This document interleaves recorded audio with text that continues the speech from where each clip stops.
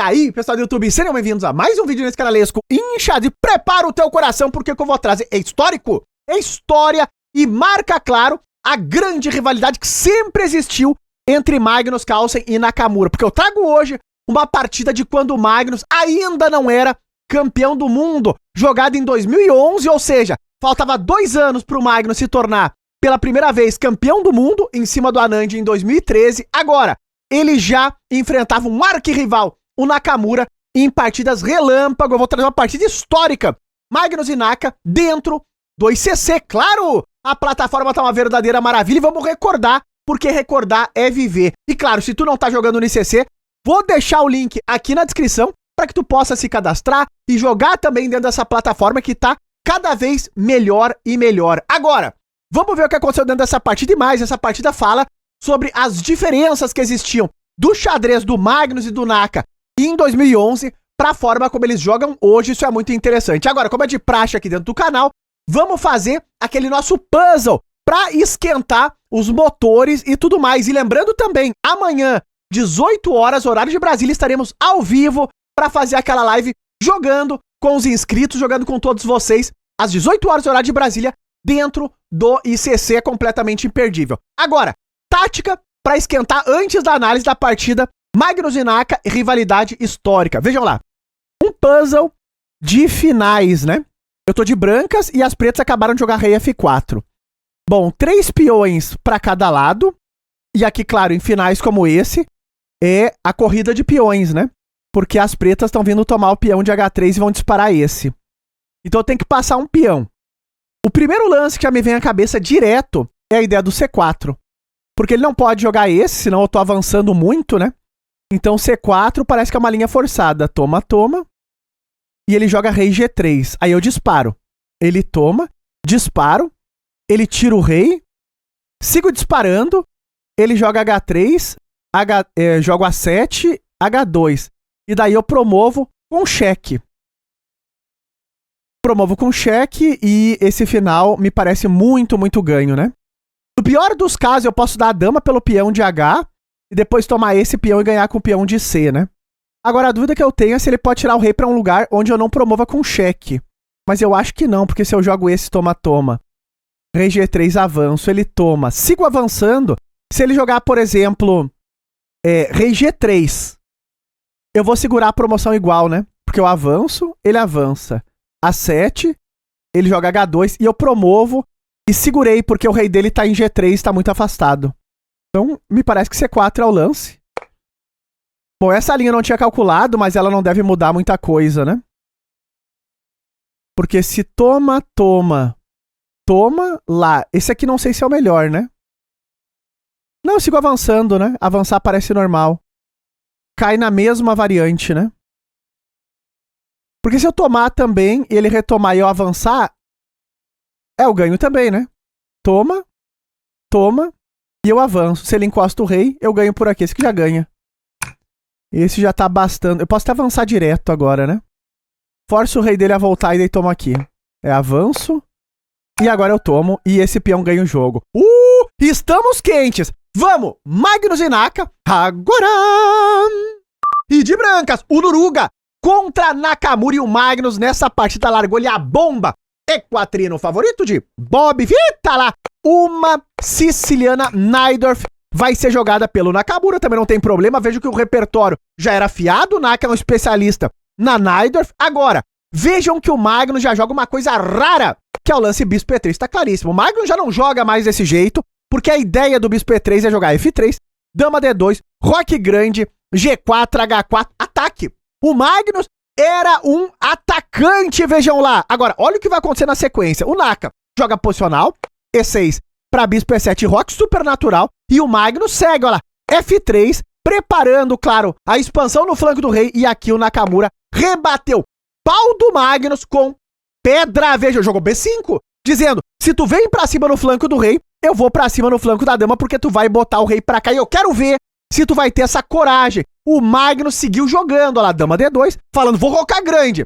Cavalo D7, de fato, ele rocou grande. Isso aqui é uma loucura tremenda. O Magnus era, de fato, um atacante. Magnus de Riga é o que parece até esse momento. Agora, O Naka jogou bispo B7, ele vai preparar D5 na hora certa, estourando o centro. O Magnus segue jogando pelo ataque G4, prepara a ideia do G5. O Naka aqui deu uma respeitada, defendeu essa casa. E H4 é uma guerra.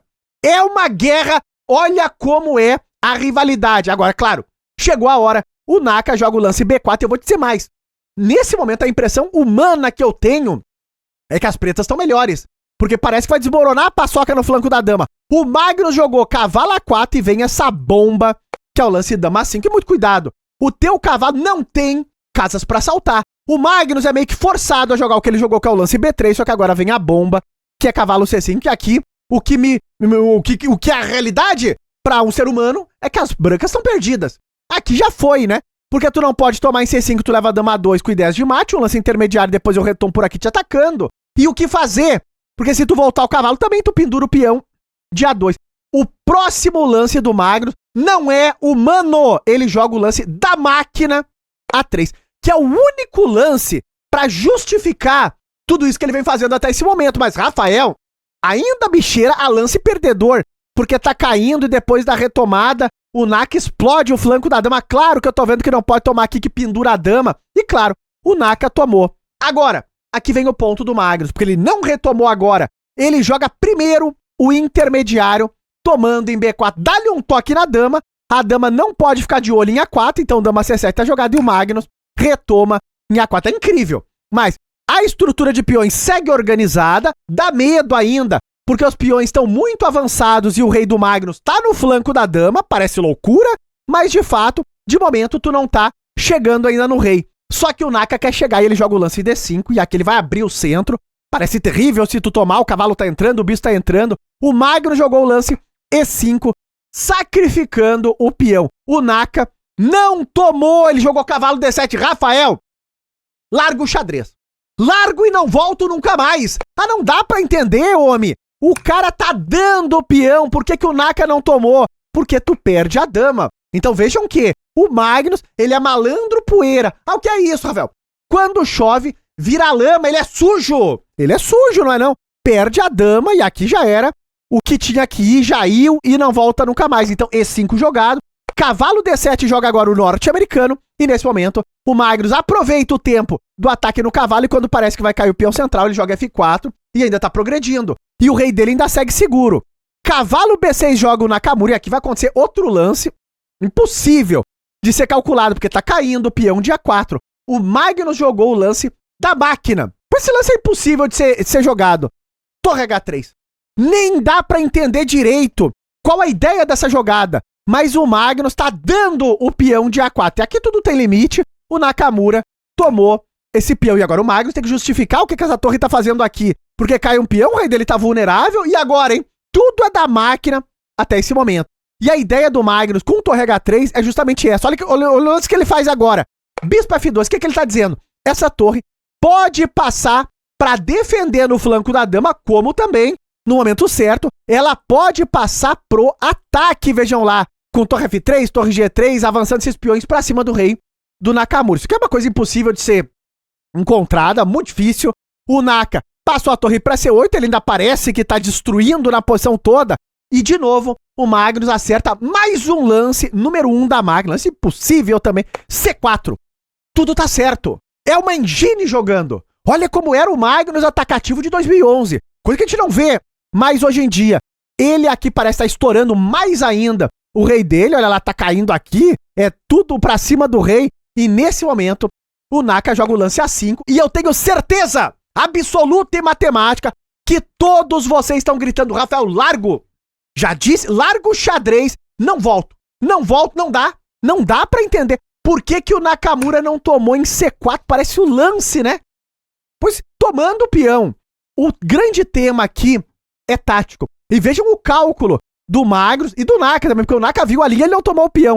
Porque aqui tu leva dama C2. Bom, Rafael, eu tô vendo o problema. Atacou o cavalo, é só defender. Volta o cavalo B6, tá tudo sólido. O cavalo vem pra D5. Exato. Mas esse é o argumento do Magnus. Isso é brilhante. É brilhante.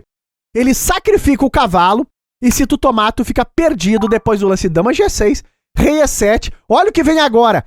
Toma em B6, dama por e F5. E nessa posição as brancas estão completamente ganhas. preparando a ideia do F6, isso aqui vem com mate, e mais, tu nunca pode tomar aqui, senão tu pendura a dama. Só pra ilustrar, Rafael, toma esse peão e vou pra cima do rei das brancas. Exato! E aí, é mate em uma jogada. Isso só pra ilustrar o tamanho dos problemas que tá virando essa partida pro Nakamura. Então, claro que isso não foi jogado. Vejam que, depois do assustador... Deixa eu achar o lance de novo. Depois do assustador C4, o Naka jogou o lance assim. Falou, bom, não posso tomar. E aqui vem o ponto do Magnus, que é, o C4 é pra manter o rei dele sólido. Ele jogou nesse momento o lance C5. E é incrível, porque de fato, o rei dele segue sólido, olha lá. Tu não pode tomar aqui, senão tu leva cheque e perde o cavalo. Então tu não vai perder uma peça. E aqui o Naka, ele defendeu essa diagonal dizendo, eu vou estourar o teu flanco da dama, queira tu ou não. Só que o Magnus falou, tu não vai ter tempo. Porque agora vem o lance B5. Ataca o bispeto, bispo em A8. E agora o Magnus fecha o flanco da dama, onde tá o rei dele, com os peões muito avançados. Mas tu não tem como quebrar. Olha lá, o cavalo em D4 segura em C6, segura em B5. E nesse momento, tu não chega no rei das brancas. É uma defesa extraordinária. Agora, nesse momento, o Naka segue passando peça. Ele joga bispo B4, dá-lhe um toque na dama, prepara o roque. O Magnus não deixa o norte-americano rocar, porque ele ataca esse potrilho. O Naka tem que defender. E agora vem o lance F5. E aqui, não tem ninguém nesse mundo com coragem de fazer o roque. Jamais, olha lá, tá vindo F6, eu vou chegar com G5, tudo em cima do teu rei. O Naka falou, bom, antes eu não podia tomar em E5 que perdia a dama, mas agora não tem justificativa. O Naka tomou esse peão e o rei do Magnus ainda parece assustador. Só que olha a ideia do Magnus, ele toma em E6 e aqui tu entende o torre H3 e a utilidade desse lance. Porque notem agora, se tu tomar de cavalo, já vem ideias de torre E3. Há muito cuidado, o teu rei ainda tá no meio. O Naka tomou de peão, só que uma hora a conta assustadora chega. Vem o lance dama G6 e o Naka também não tem o rei dele em segurança. É incrível! Já veio o cheque, rei E7, agora os dois reis estão no meio do fogo cruzado. Nessa posição, olha o torre H3. A torre vem para E3 e de repente o ataque se armou, homem do céu. E o mais incrível vem agora, porque claro, o Naka defendeu a dama propondo as trocas e o Magnus de 2011 não quer entrar em um final. Ele joga dama C2 e falou, com esse teu rei vulnerável, essa dama no centro, eu vou te atacar. O Naka é zagueiro, sempre foi. Ele joga agora o lance torre de H em E8, dizendo, eu vou fazer o roque artificial. E o Magnus falou, quero ver se tu tem coragem. G5. E agora, claro, tu tá com a dama ameaçada, toma, retoma, o rei aqui não vai mais ficar seguro, duas colunas, a coluna F e a coluna H aberta pra cima do rei. O Naka tomou, e depois da retomada, dama F4, Rafael, de novo eu vou largar, hein? Vou largar o xadrez e não volto nunca. Mas por que não tomou aqui? Porque é golpe, é sujeira. Tu leva bispo H4 e perde a dama. Olha que coisa extraordinária. Mas calma lá, Rafael, dá pra tomar o bispo. Exato. E aí tu perde a dama com o duplo. Então parece que o Magnus tá sempre 2 ou 3 lances na frente. Isso é uma brutalidade e é coisa assustadora. O Naka viu. Ele jogou dama F4, falou não vou tomar. E agora o Magnus joga mais um lance da máquina, que é o lance dama G6. E notem que, claro, ele tá querendo atacar. Magnus de Riga, mas ele tá sacrificando o bispo. E aqui o Nakamura falou, tudo tem limite. Vou tomar o bispo, a peça inteira. Não tem nenhum motivo para eu não fazer isso. O Magnus tomou em G7, agora o rei se esconde e notem que a torre tá caindo também, mas claro, tu tava em xeque, escondeu o rei, a torre tá caindo, só que não dá tempo de tomar. O Magnus joga mais um cheque, cavalo E6, ele começa a sacrificar tudo. É uma perseguição contra o rei. Bom, não dá para tomar a torre, de novo está em xeque, é forçado a tomar esse cavalo, torre toma E6 está jogado, e agora o peão de D5 fica vulnerável, e o Magnus toma em D5 com cheque. Aqui tu começa a ver que a coisa se complicou, o rei tá muito vulnerável. Nesse momento, rei E8 tá jogado, e agora o Magnus larga a bomba, que é o lance dama G8, e o teu rei tá muito mal. Se tu jogar esse, bom, tá caindo toda a posição, tô tomando aqui, tô tomando lá, tudo vai abaixo. O Naka falou, não tem problema, eu volto a dama e defendo a paçoca. Mas esse lance perde agora, porque o Magnus joga o último lance da partida, torre toma E6. E aqui o Naka abandonou, essa é de arrepiar. essa partida é de arrepiar.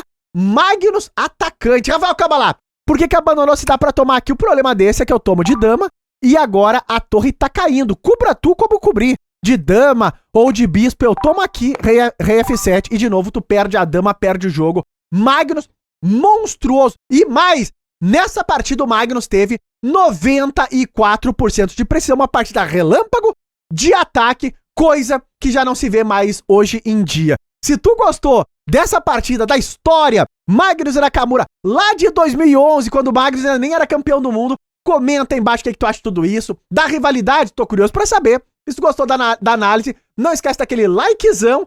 Sexta-feira, dia 5, estaremos ao vivo, 18 horas, jogando no ICC com todos os inscritos. Também marca por aí pra não ficar de fora dessa live. Muito obrigado por ter assistido e até os próximos vídeos.